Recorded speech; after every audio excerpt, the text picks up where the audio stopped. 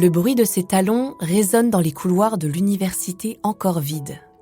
Elle aime cette ambiance matinale, solitaire, qui lui permet d'être plus concentrée sur son diffractomètre à rayon X. Et puis elle peut avancer plus sereinement sans Maurice, son collègue de recherche avec qui les relations sont loin d'être au beau fixe. Il n'a pas vraiment apprécié que Rosalind, c'est le nom de notre jeune femme, réfute ses modèles d'ADN. Que vient faire une femme dans un laboratoire de toute façon ? Ah, si elle avait un mari pour la tenir, elle traînerait pas dans nos pattes à nous contredire alors qu'elle n'y connaît rien. Nous sommes en 1952 et Rosalind vient pourtant de faire une découverte déterminante. Sur la photo de l'ADN prise au terme de centaines d'heures sous rayon X, on aperçoit 2 hélices. Ce n'est peut-être rien pour vous, mais pour eux, ça veut dire beaucoup.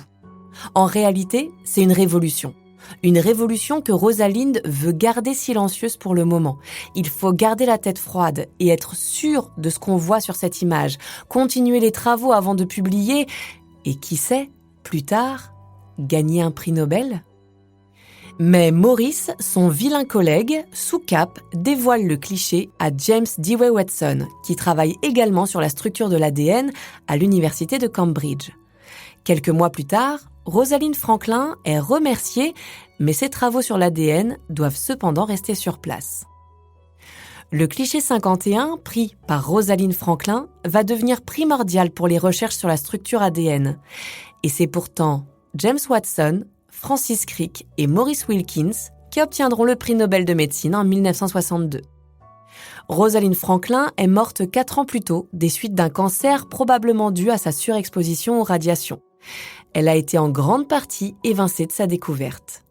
Et Rosalind Franklin est loin d'être un cas unique. Podcast Story. À travers les années 50 et au-delà, de nombreuses femmes talentueuses et visionnaires ont vu leur contribution minimisée, ignorée ou volée. L'histoire de Rosalind n'est qu'un exemple parmi tant d'autres de ce phénomène connu sous le nom d'effet Matilda. L'effet Matilda a été théorisé au début des années 80 par l'historienne des sciences Margaret Rossiter. Elle traduit ce phénomène par la minimisation quand il ne s'agit pas du déni de la contribution des femmes scientifiques à la recherche.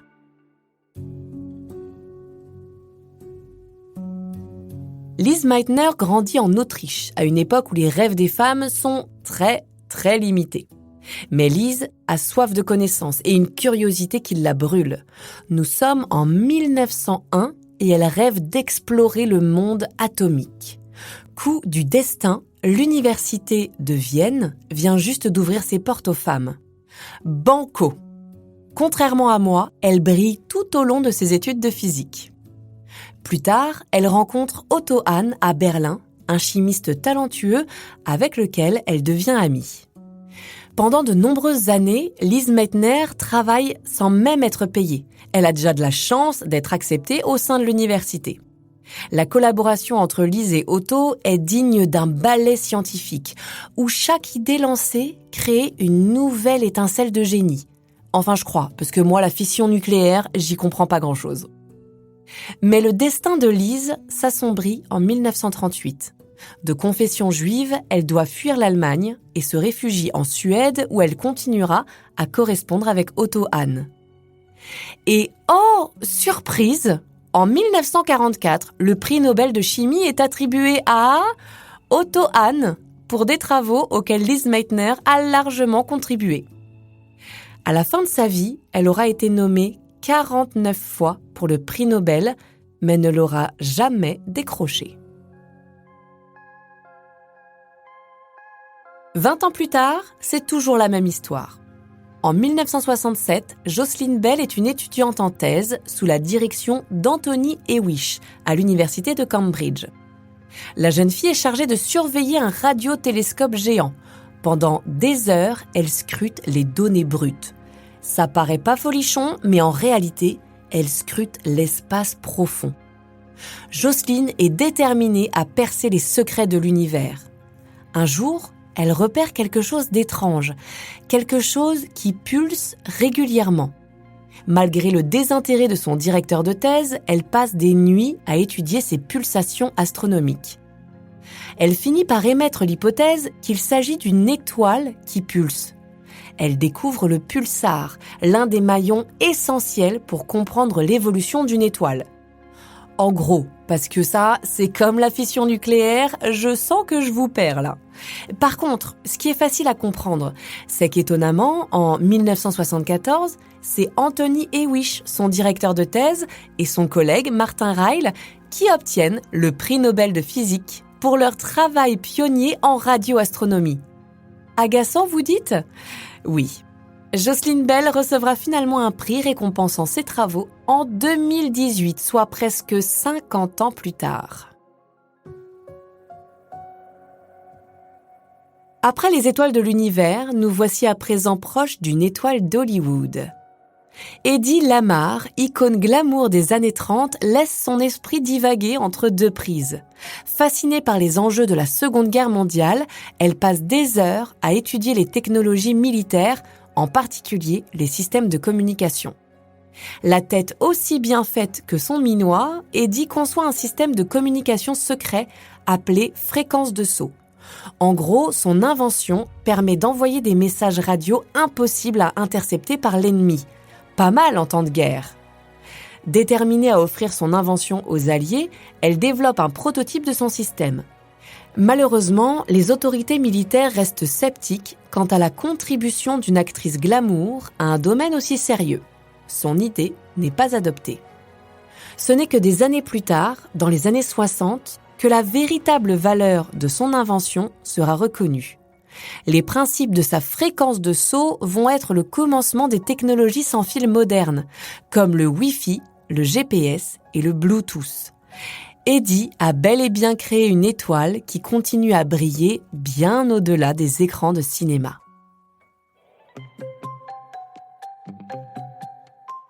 Si ça peut vous rassurer, l'effet Mathilda n'existe pas seulement dans le milieu scientifique.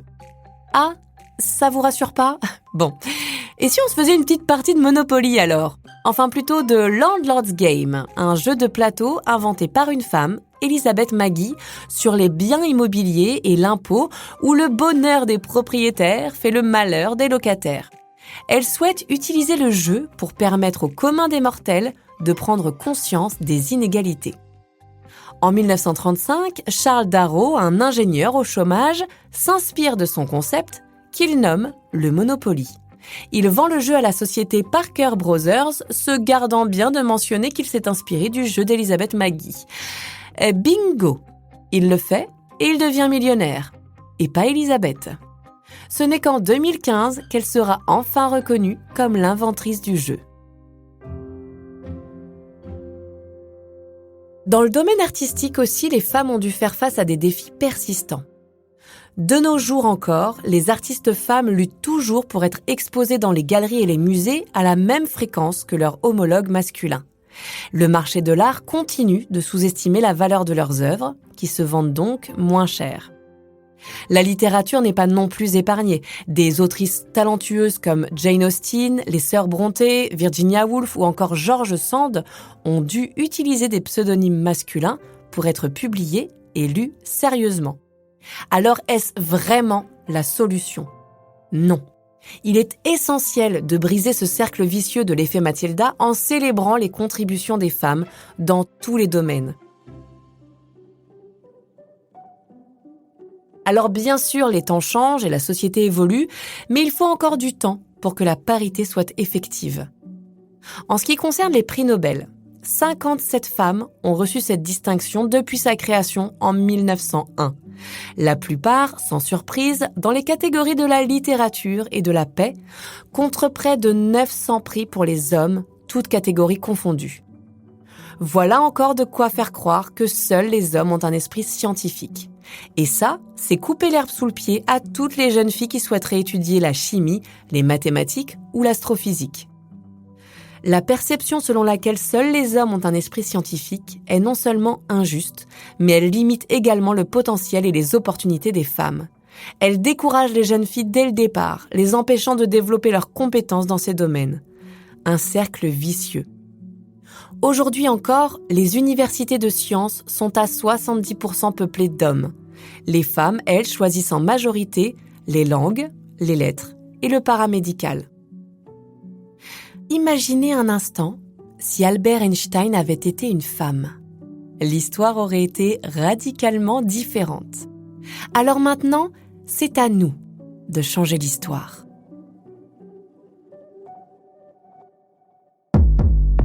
Podcast Story. On a tous une histoire à écouter. Ne manquez aucun épisode de Podcast Story. Abonnez-vous et mettez 5 étoiles sur Podcast Addict, Amazon Music ou Spotify.